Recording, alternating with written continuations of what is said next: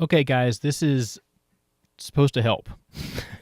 It's supposed to help you with your frequency identification. We're going to be testing on this pretty soon, and I want to break this up into two sections: the upper mids and highs, and then after this, we'll do the lower mids and lows. So you're going to get sick of this, but I hope that we can find some ways to identify this. Identify these sounds and make it easy for you to start listening for specific things.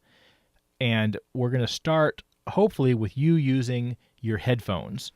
It's going to be easier if you stick with your headphones when you're training for this and when you're taking the quizzes for this.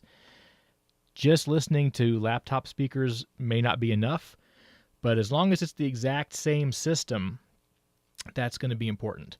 If you train over the speakers in the studio and then go home and use your headphones, that could throw you for a loop. So I want you to train with your headphones, or at least with some system that you can use when you're at home and taking these online.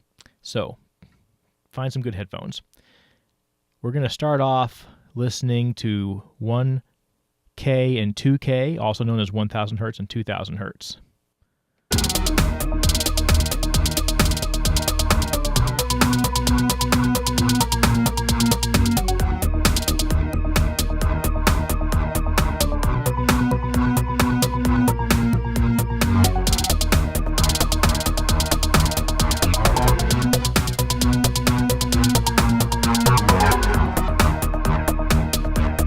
To me, that has somewhat of a nasal quality to it. We're going to compare it now. Compare that 1000 hertz to 2000.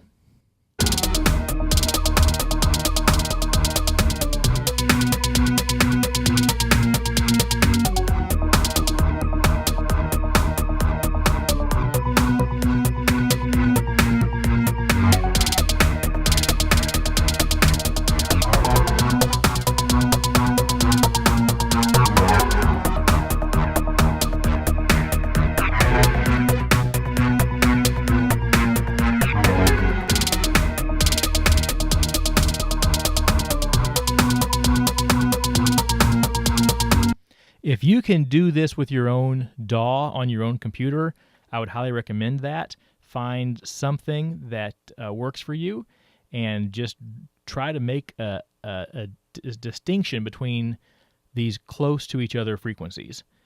If you just go back and forth between 1K and 2K, then it's pretty easy to hear that 2K is a higher sound than 1K, but it's hard to remember that with nothing to compare it to. So let's listen one more time. We'll start with 1K. 2K. Much tinnier sounding.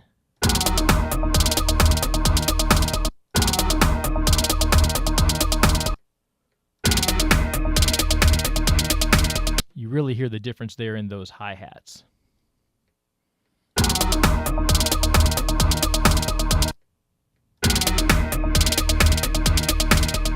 I also feel like you don't have quite as much of a nasal quality. It seems like it's leaning higher and starting to get out of that upper mid-range a little bit. Okay, let's go up to 5K. We'll go from 2K to 5K.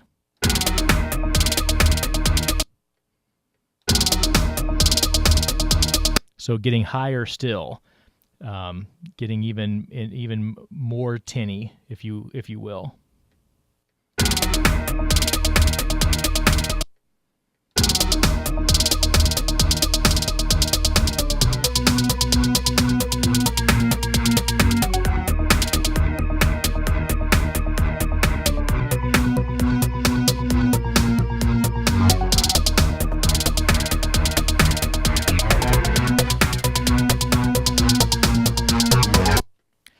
And now up all the way to 10K.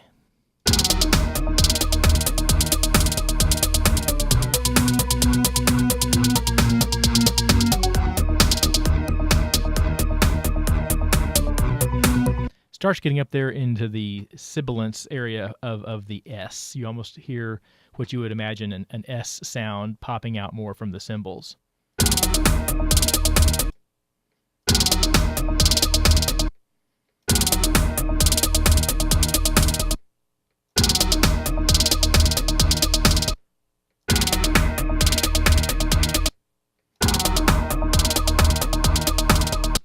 then 1K, you can really, by comparison, hear it start to drop down into the mids now.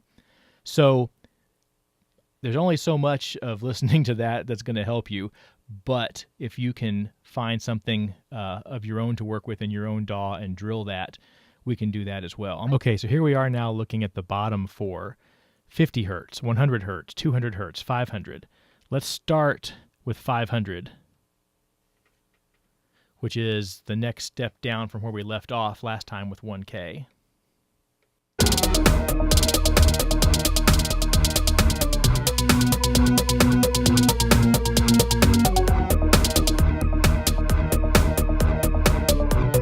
To me, that sounds almost congested. It's not even nasal anymore. It's just a congested sound.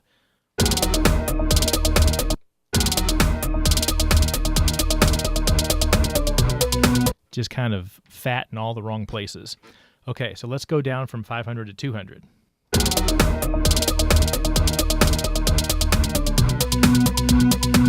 You can really start to hear that we're getting into the low end now. From 500 to 200, we start reaching into what we will hear as affecting the bass frequencies, some kind of bass. Not the lowest of the bass, but we're getting into the bass here.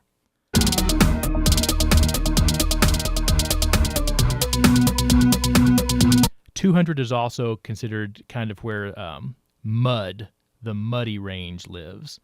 You're going to hear 200 usually in voices, more so than anything below 200. Not that you can't hear 100 in a vocal, but the same boost at 200 should be much more audible in a vocal than 100. So if you're trying to decide between 1 and 200, there's a pretty good chance that if you hear it in the voice a lot, it's 200, not 100.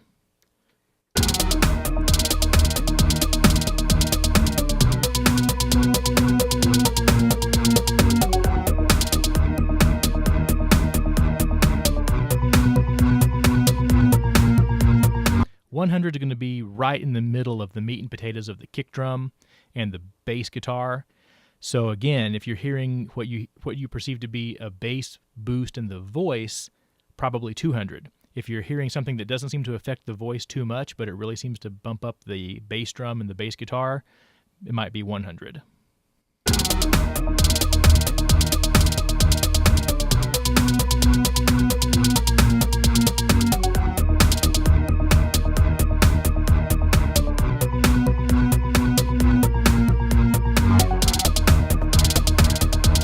So 50 is super low. We're down in the subwoofer range. And it can be difficult sometimes to tell the difference between 50 and 100 because you know it's somewhere down at the bottom. But again, 50 is going to be a more subtle bass boost without affecting quite as many things. It's going to just kind of really raise up the rumble without necessarily adding a whole lot more thump. The thump usually lives largely at 100, the punch, and 50 is just this really, really low. You can feel it maybe if you've got big speakers, but you won't perceive it as clearly as 100 usually.